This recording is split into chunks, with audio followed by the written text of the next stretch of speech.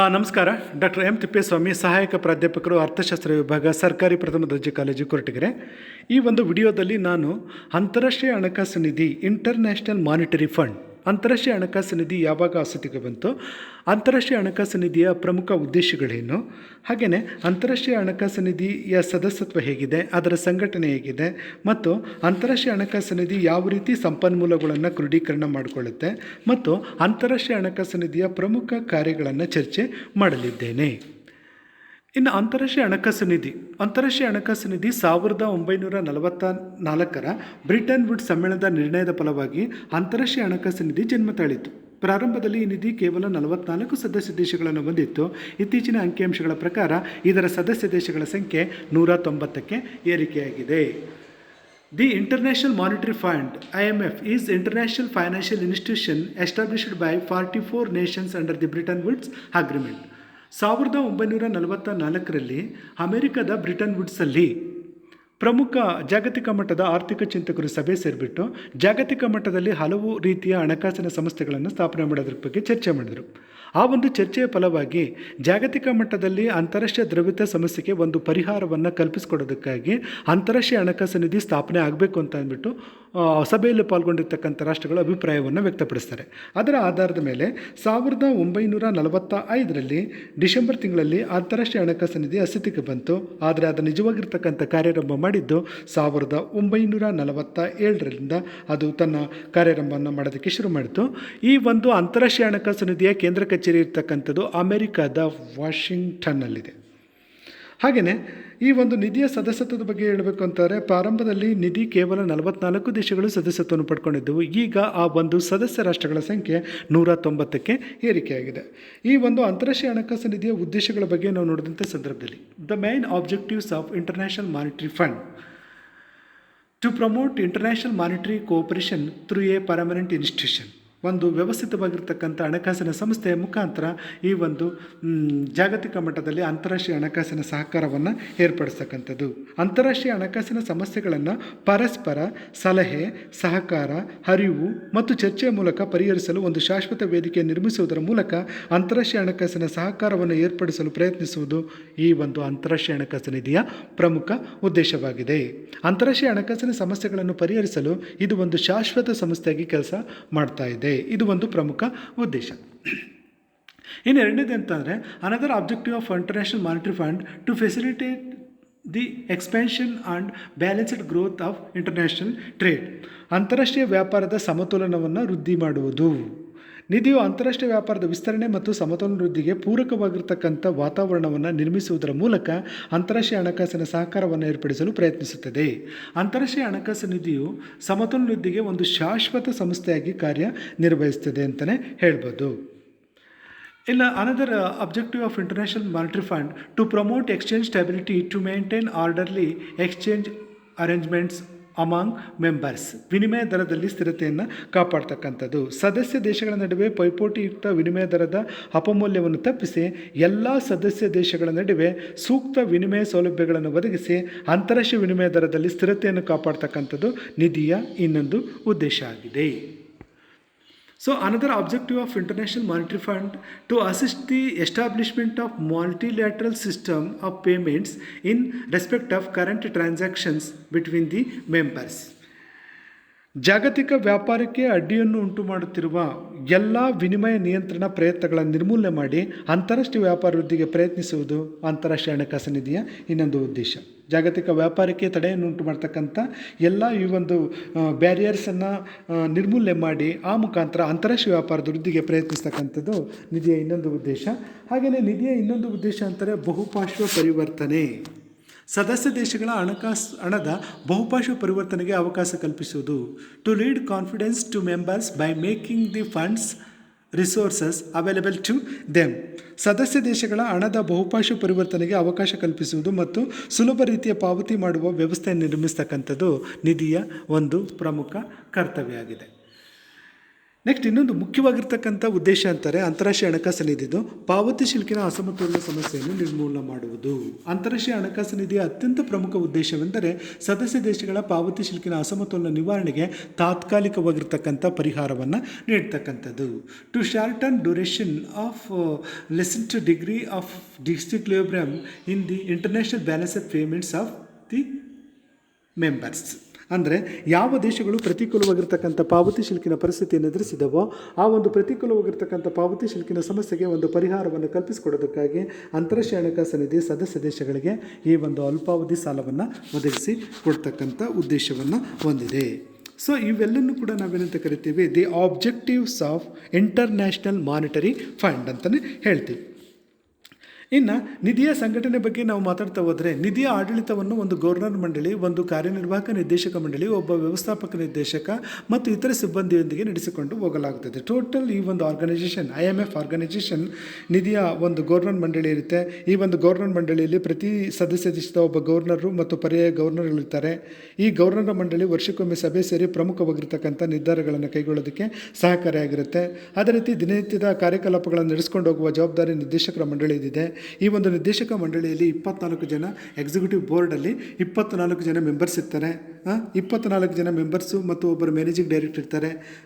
ಅದರ ಜೊತೆ ಈ ಕೌನ್ಸಿಲ್ ಒಂದು ಇದರಲ್ಲಿ ಕೌನ್ಸಿಲ್ ಆ್ಯಂಡ್ ಸ್ಟಾಫ್ ಆ ಒಂದು ಇದರಲ್ಲಿ ಇನ್ನಿತರ ಈ ಒಂದು ನೌಕರರು ಸೇರಿ ಈ ಒಂದು IMFನ ಕಾರ್ಯಚಟುವಟಿಕೆಯನ್ನು ನಡೆಸ್ಕೊಂಡು ಹೋಗಲಾಗುತ್ತೆ. ಸೊ ಪ್ರಸ್ತುತ ಈ ಒಂದು ಅಂತಾರಾಷ್ಟ್ರೀಯ ಹಣಕಾಸು ನಿಧಿಯ ಕಾರ್ಯನಿರ್ವಾಹಕ ನಿರ್ದೇಶಕರು ಅಂತಾರೆ ಕ್ರಿಸ್ಟೆಲಿನೋ ಜಾರ್ಜಿವೋ IMFನ ಮ್ಯಾನೇಜಿಂಗ್ ಡೈರೆಕ್ಟರ್ ಆಗಿ ಕೆಲಸ ಮಾಡ್ತಾಯಿದ್ದಾರೆ.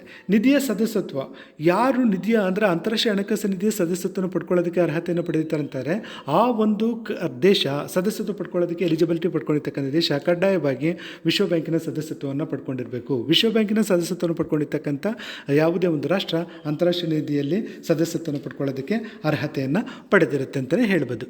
ಅದೇ ರೀತಿ ಈ ಒಂದು ಅಂತಾರಾಷ್ಟ್ರೀಯ ಹಣಕಾಸು ನಿಧಿ ಹೇಗೆ ಸಂಪನ್ಮೂಲಗಳನ್ನು ಕ್ರೋಢೀಕರಣ ಮಾಡಿಕೊಳ್ಳುತ್ತೆ? 2 ರೀತಿಯಲ್ಲಿ ಸಂಪನ್ಮೂಲಗಳನ್ನು ಕ್ರೋಢೀಕರಣ ಮಾಡಿಕೊಳ್ಳುತ್ತೆ.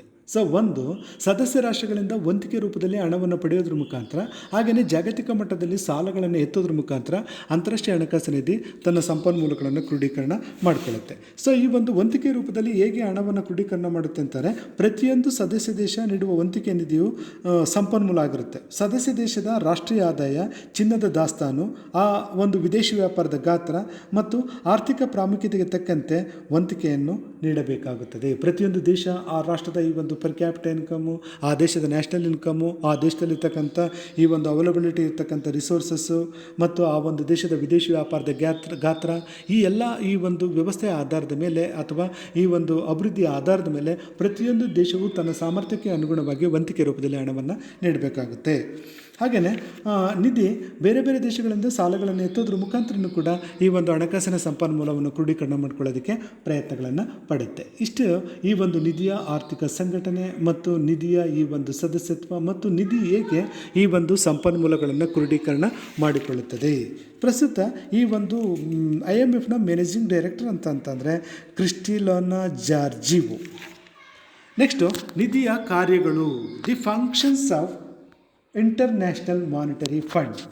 ಅಂತಾರಾಷ್ಟ್ರೀಯ ಹಣಕಾಸು ನಿಧಿ ಮುಖ್ಯವಾಗಿ ಈ ಒಂದು ಕಾರ್ಯಗಳನ್ನು ನಿರ್ವಹಿಸುತ್ತದೆ. ಏನಂತಾರೆ, functions of IMF gives short term loan to its members so that they may correct their temporary balance of payment ಡಿಸ್ಇಕ್ವಿಲಿಬ್ರಿಯಮ್.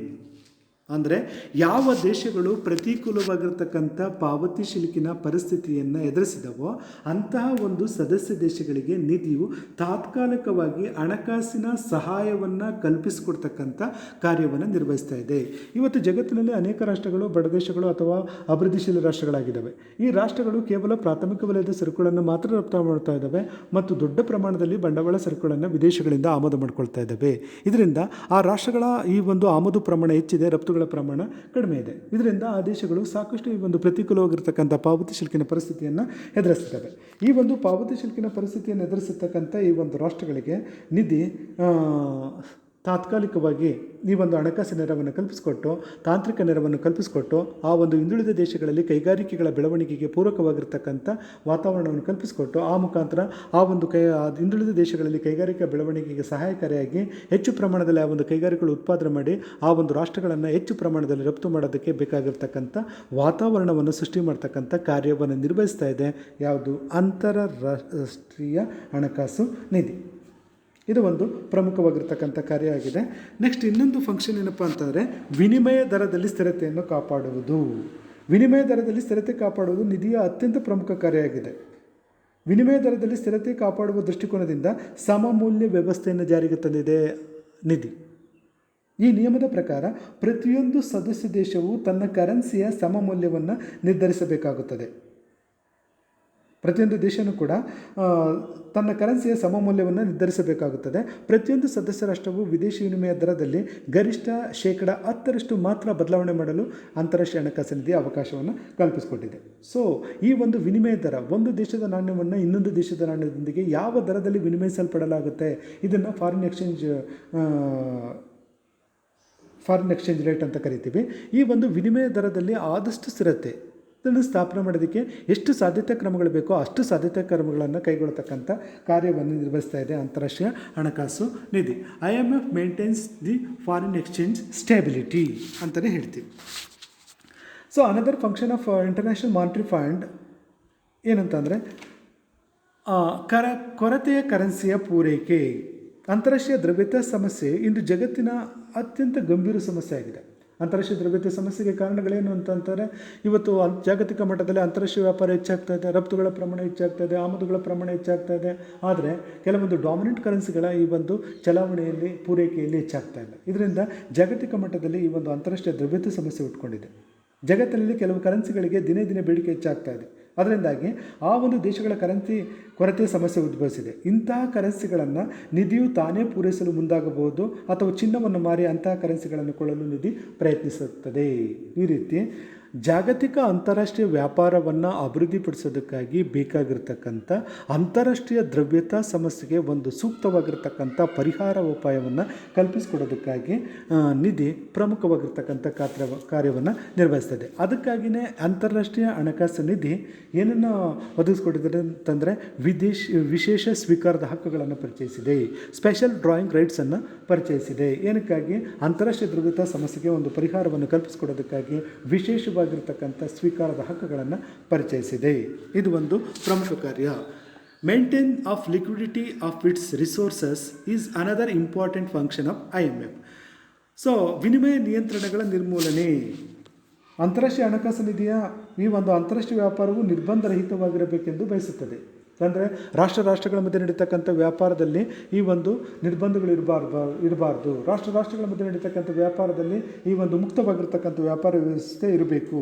ಯಾವುದೇ ದೇಶವು ವ್ಯಾಪಾರ ನಿರ್ಬಂಧಗಳನ್ನು ಹೇರದಂತೆ ತಡೆಯಲು ನಿಧಿ ಪ್ರಯತ್ನಿಸುತ್ತದೆ. ಅಂದರೆ ಸುಂಕಗಳನ್ನು ವಿಧಿಸೋದ್ರ ಮುಖಾಂತರ, ಕೋಟಾಗಳನ್ನು ನಿಗದಿಪಡಿಸೋದ್ರ ಮುಖಾಂತರ ವಿನಿಮಯ ನಿರ್ಬಂಧಗಳನ್ನು ಏರಿದ್ದೇ ಆದರೆ ನಿಧಿ ಆ ಒಂದು ನಿರ್ಬಂಧಗಳನ್ನು ತೆರವುಗೊಳಿಸ್ತಕ್ಕಂಥ ಕಾರ್ಯವನ್ನು ನಿರ್ವಹಿಸ್ತಾ ಇದೆ. ಆದಷ್ಟು ಮುಕ್ತ ವ್ಯಾಪಾರಕ್ಕೆ ಪ್ರೋತ್ಸಾಹ ನೀಡುತ್ತಿದೆ. ಹೀಗೆ ವಿನಿಮಯ ನಿಯಂತ್ರಣಗಳನ್ನು ನಿರ್ಮೂಲನೆ ಮಾಡಿ ಆ ಮುಖಾಂತರ ಜಾಗತಿಕ ಮಟ್ಟದಲ್ಲಿ ಅಂತಾರಾಷ್ಟ್ರೀಯ ವ್ಯಾಪಾರವನ್ನು ವೃದ್ಧಿ ಮಾಡ್ತಕ್ಕಂಥ ಕಾರ್ಯವನ್ನು ನಿರ್ವಹಿಸ್ತಾ ಇದೆ. ಯಾವುದು? ಅಂತಾರಾಷ್ಟ್ರೀಯ ಹಣಕಾಸು ನಿಧಿ. IMF also aims to reducing tariffs and other restrictions imposed on international trade by the members countries. ಅಂದರೆ ಸದಸ್ಯ ದೇಶಗಳು ಅಂತಾರಾಷ್ಟ್ರೀಯ ವ್ಯಾಪಾರದ ಮೇಲೆ ನಿಯಂತ್ರಣಗಳನ್ನು ವಿಧಿಸೋದಕ್ಕಾಗಿ ಸುಂಕಗಳನ್ನು ವಿಧಿಸೋದು, ಕೋಟಾಗಳನ್ನು ವಿಧಿಸ್ತಕ್ಕಂಥದ್ದು, ವಿನಿಮಯ ನಿರ್ಬಂಧಗಳನ್ನು ಹೇರ್ತಕ್ಕಂಥದ್ದು. ಈ ರೀತಿ ನಿರ್ಬಂಧಗಳನ್ನು ಹೇರಿ ಈ ಒಂದು ಅಂತಾರಾಷ್ಟ್ರೀಯ ವ್ಯಾಪಾರದಲ್ಲಿ ನಿಯಂತ್ರಣಗಳನ್ನು ವಿಧಿಸ್ತಕ್ಕಂಥ ಒಂದು ಪ್ರವೃತ್ತಿಯಿಂದ ಅಂತಾರಾಷ್ಟ್ರೀಯ ವ್ಯಾಪಾರ ಕುಂಠಿತ ಆಗುತ್ತೆ. ಸೊ ಇದನ್ನು ನಿರ್ಮೂಲನೆ ಮಾಡಿ ಈ ಸುಂಕಗಳನ್ನು, ಕೋಟಾಗಳನ್ನು, ವಿನಿಮಯ ನಿರ್ಬಂಧಗಳನ್ನು ಏರಿರ್ತಕ್ಕಂಥ ರಾಷ್ಟ್ರಗಳ ಮನವೊಲಿಸಿ ಆ ಮುಖಾಂತರ ಈ ಜಾಗತಿಕ ಮಟ್ಟದಲ್ಲಿ ಅಂತಾರಾಷ್ಟ್ರೀಯ ವ್ಯಾಪಾರವನ್ನು ಅಭಿವೃದ್ಧಿಪಡಿಸ್ತಕ್ಕಂಥ ಕಾರ್ಯವನ್ನು ನಿರ್ವಹಿಸ್ತಾ ಇದೆ ಯಾವುದು? ಅಂತಾರಾಷ್ಟ್ರೀಯ ಹಣಕಾಸು ನಿಧಿ. ನೆಕ್ಸ್ಟು ಅಂತಾರಾಷ್ಟ್ರೀಯ ಹಣಕಾಸಿನ ಸಹಕಾರವನ್ನು ಏರ್ಪಡಿಸತಕ್ಕಂಥದ್ದು. It is very important function of monetary fund. ನಿಧಿಯು ಅಂತಾರಾಷ್ಟ್ರೀಯ ಹಣಕಾಸಿನ ಸಹಕಾರಕ್ಕೆ ಪ್ರಯತ್ನಿಸುತ್ತದೆ. ಹಣಕಾಸಿನ ಸಮಸ್ಯೆಗಳನ್ನು ಪರಸ್ಪರ ಚರ್ಚೆ, ಸಲಹೆ, ಸಹಕಾರ ಮತ್ತು ಅರಿವಿನ ಮೂಲಕ ಪರಿಹರಿಸಲು ಪ್ರಯತ್ನಿಸುತ್ತದೆ. ಈ ಒಂದು ಹಣಕಾಸಿನ ವಿಚಾರಗಳಿಗೆ ಸಂಬಂಧಪಟ್ಟಂತೆ ಸದಸ್ಯ ರಾಷ್ಟ್ರಗಳಿಗೆ ಭಿನ್ನಾಭಿಪ್ರಾಯಗಳು ಉಂಟಾದಂಥ ಸಂದರ್ಭದಲ್ಲಿ ಆ ಒಂದು ಭಿನ್ನಾಭಿಪ್ರಾಯಗಳನ್ನು ಪರಸ್ಪರ ಚರ್ಚೆಯ ಮುಖಾಂತರ, ಸಲಹೆಗಳನ್ನು ನೀಡೋದ್ರ ಮುಖಾಂತರ, ಸಹಕಾರವನ್ನು ವೃದ್ಧಿ ಮಾಡೋದ್ರ ಮುಖಾಂತರ, ಅವರಿಗೆ ಅರಿವನ್ನು ಮೂಡಿಸೋದ್ರ ಮುಖಾಂತರ ಆ ಒಂದು ಭಿನ್ನಾಭಿಪ್ರಾಯಗಳನ್ನು ತೊಡಗಿಸಿ ಅಂತಾರಾಷ್ಟ್ರೀಯ ಮಟ್ಟದಲ್ಲಿ ಹಣಕಾಸಿನ ಸಹಕಾರವನ್ನು ಏರ್ಪಡಿಸ್ತಕ್ಕಂಥ ಕಾರ್ಯವನ್ನು ನಿರ್ವಹಿಸ್ತಾ ಇದೆ IMF.